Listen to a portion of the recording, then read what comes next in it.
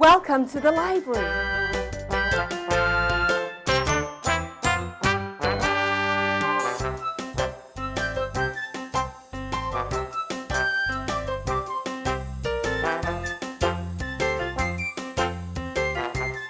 Let's go see a show.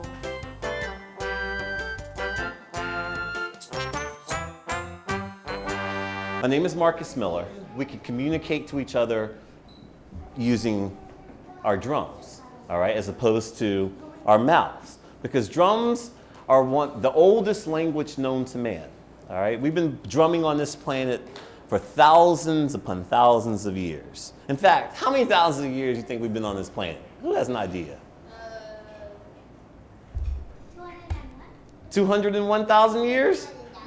That's a lot of years. Oh, that's even more than 201,000 years. Wow, that's a lot of years. 10 million? Oh, man, I'm glad you guys can count. All right, one more. Let me see where you're at. 12,000? All right, I can get with 12,000. That's a little bit closer to where we're at, all right? Now, according to our actual scientific, historic facts that we've dug up, scientists that is, and historians, we trace back our modern history to about 6,000 years ago, all right? If you're of the belief like I am, and I'm a historian, I should tell you a little bit about me. I'm a historian. I'm originally from Virginia. I'm a drummer by birth and a musician by trade, but I went to, at a point in my life, I decided to go to college, which I hope you guys do. And while I was there, I was studying European history, West African and East African civilization, as well as Latin American studies. So I studied a lot about the world. And what I learned was that many millions of years ago, so I'm with you guys, they found the oldest bones known to man in Africa, all right? Now, the northwest corner is a place where we refer to as where civilization began, all right? So that's not anywhere close to China. So our modern history differs slightly from the original beginning of time history. So depending upon which one you want to trace, all right? I kind of like going with the beginning of time concept because that's really where life began. And I know that in Africa, many thousands of years ago, all right, people were beating on stuff. And they were also dancing because China, Japan, Korea, Vietnam, I'm trying to think of other Asian countries, Thailand, all have large traditions of drumming, all right, great traditions, as well as the African tradition of drumming, which we're going to get into a little bit more today. But drumming is something that belongs to all of us. It's not just to one person, all right? And I want to prove that to you because, at least by what I have to share with you, the information. At a point in our culture, in our world civilization, an instrument like this was played throughout the world. Now, where do you think you might find something like that? First of all, what do you think this is? That's a good guess. Now, where's the hole to blow into it for the flute? Last time I looked at the flute, it had a couple of holes and went something like that, right? This is kind of like, boom. I don't know about blowing into that. Boom. That doesn't sound like a flute. I think she's right. She said she thinks it's a kind of drum. And since I'm a drummer and I brought a bunch of drums, she's probably right. All right. But this is what we call a log drum or a slit drum. Okay? It has two names. And an instrument like this was very popular in New Zealand. And then a little bit closer to home, if you trace back your history and study of the Mayans and the Aztec civilizations, you find the same drum, a horizontally split log drum. And that got me thinking, wow, the world is connected by a drum, believe it or not. Because it's the one thing that we all can relate to as a language. It doesn't matter if you speak English, French, German, Hungarian, Scottish. It doesn't matter when it comes to rhythm because it's about sounds. And so when you take a high sound and you juxtapose it with the low sound. Now that's a big fancy word for saying putting them side by side. You make rhythm. As simple as that. And with rhythm comes dance. You get somebody moving, then you might get someone singing, which I'm not gonna do. You know what I mean? If this isn't playing, you're not living. So this connects all of us. And by this rhythm,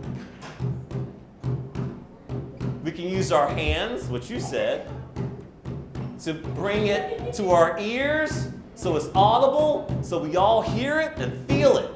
And then it gets in our feet, we want to dance, and all sorts of stuff happens, right? Now, but that simple little rhythm, those two beats, played throughout the world. Now, I may have to go get some more drums in my car because I don't see what I'm looking for, and I think I did leave it. But in Brazil, yeah, I'll have to come back. Brazil, they have these big sordal drums, which I'll bring in, which play this part in the big samba line. Now, what's that sound like to you? Right? A heartbeat, right? Sounds like a march? But yeah, they're marching. Now, you go to Jamaica, the Rastafarians, they'll be sitting together and chanting and doing some other stuff. But this is the rhythm that they chant to. They call it Naya Bingi. So they're saying Naya Bingi. And if you've ever listened to Bob Marley's music, you've heard this. Rastaman chant. Okay? Then, if you're also looking through the world and you're trying to find that heartbeat rhythm and you come back to America and you think about something that we created aside from jazz, the blues.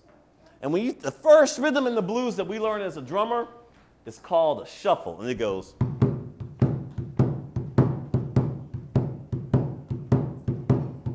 And what's that sound like? A heartbeat. Again, you can't get away from the heartbeat. It's everywhere, all right? Again, that's why drums are something that are so important to all of us, because not only do they give us rhythm and help us to, make life more enjoyable, but they're also the study of four things. And I want you to remember these four things: science, history, mathematics, and culture. 6,000 years ago to China and beyond, you see how long it is that these instruments have been played. All right? When you study the mathematics of drumming, you realize that the rhythms that we're playing have some kind of count to them. Now, without getting too much into a music lesson, just know 1, 2, 3, 4, 1 and 2 and 3 and 4 and 1 iana, 2 iana, 3 iana, 4 iana, and so forth. So it's all these different counts, numerical counts, which are numbers, right, which we arrive at through mathematical equations.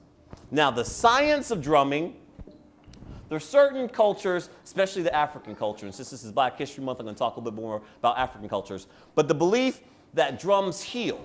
Now, I'm not saying this big drum will cure a heart attack or a cold if you have it or the flu. No, it ain't going to happen, all right? But the faith that's required, in certain cultures, if you don't have Kaiser, and you don't have like Cedar Sinai to go to, you have to have someone else, a shaman, a medicine man to come in. What happens is the belief that certain properties of these instruments. Now, when you deal with drums, you're dealing with natural instruments. So you're dealing with cow skin. Some instruments have a goat skin. Some instruments are metallic. They're made up of iron, different elements that we need, metal elements. Iron is something that's good for our body.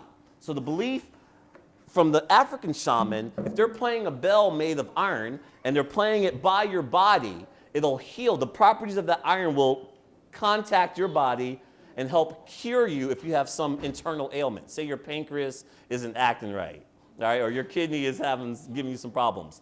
With some faith, again, you got to have faith. But they believe by playing these instruments, that'll help cure you, okay? Now, the cultural part of drumming, when you look at the drums, you look at the people that made these drums, all right? You look at why they play these drums. They play most of these drums for celebrations, whether it be someone getting married, someone passing away, someone having a birthday, a good catch of fish, a good harvest. It's something to celebrate. So again, it's a cultural thing. People come and dance and sing. And it's not just Africans, all right? It's throughout the world. So that's why I say drumming is the study of science, history, mathematics, and culture. So no longer is this cow saying moo. All right, it's got a new name, it's got a new tone. It says June June. And the belief is that the spirit of the cow, the spirit of the tree, and the spirit of the drum maker all come to life when the drum is played. So at one point, even though they were killed to create this, their spirit is kept alive by playing it. So the June June, and this is the baby June June of the family. The smallest drum of any family is the baby drum. It usually has the highest pitch. Conversely, the biggest drum, which would be this one up here, would be our mother drum. All right, it has the lowest tone. Cylindrical, and it has what? What do you call this? But we call it a drum head. So we would say this is a double-headed membranophone. Here's my other big word for today, membranophone, which means skin, all right? Because not all drums have skin. So our idiophones, all right, which is how we describe instruments without skin, serve a purpose as well. Not only wood drums, bells, some of my favorite plastic trash cans, paint buckets, pots and pans, anything that you wouldn't expect to be a drum, but you can hit it and make sound, all right, becomes an idiophone because it's part of the percussive family. Cone-shaped drums, such as this timbale, you can remember because it kind of looks like a megaphone. But, yeah, I knew y'all wouldn't forget that. It sounds metallic, but it's a wooden drum. I'll explain that one. Now, this drum is so loud, I'm doing it for a reason, because I want everybody down there in Inglewood to hear me. All right, I know we're in Hawthorne. But this is the drum, a samba drum. All right, this is the lead drum in the samba parade, and it's loud because it has to be heard over all of the other big drums that'll be played. And like I said, I'm going to bring in some other larger drums.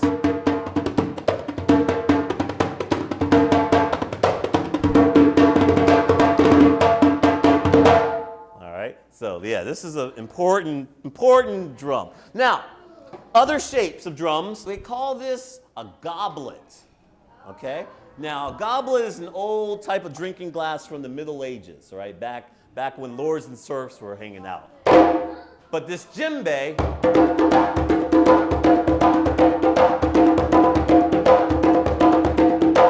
all right, has a much different sound from this timbale, right? It's still loud, but it doesn't sound, right? They don't sound the same. So this drum is important because this is the lead drum of a West African drum ensemble. And this drum will talk directly to the dancers by playing a break. That tells the dancers when to start and when to stop and when to change their movements. They may be doing something with their hands like this, and I'm not the dancer. So I'm just giving you an example. And then the break, then their hands may go up, okay? This drum is the communicator. Now, this drum is played along with the June June, and you notice the June June is lower, and I use the stick when I play this. The June Junes establish the rhythm. They tell the dancers where their feet go, okay? So these two drums work together to help direct the dancer. This kind of tells the body parts up top. This is for the lower body parts, the feet, okay? Question? And when they come together, they're talking directly to each other, these two sets of drums. The family of June Junes with the mama, the father, and the baby. This one's not quite as loud. You don't have to go there yet.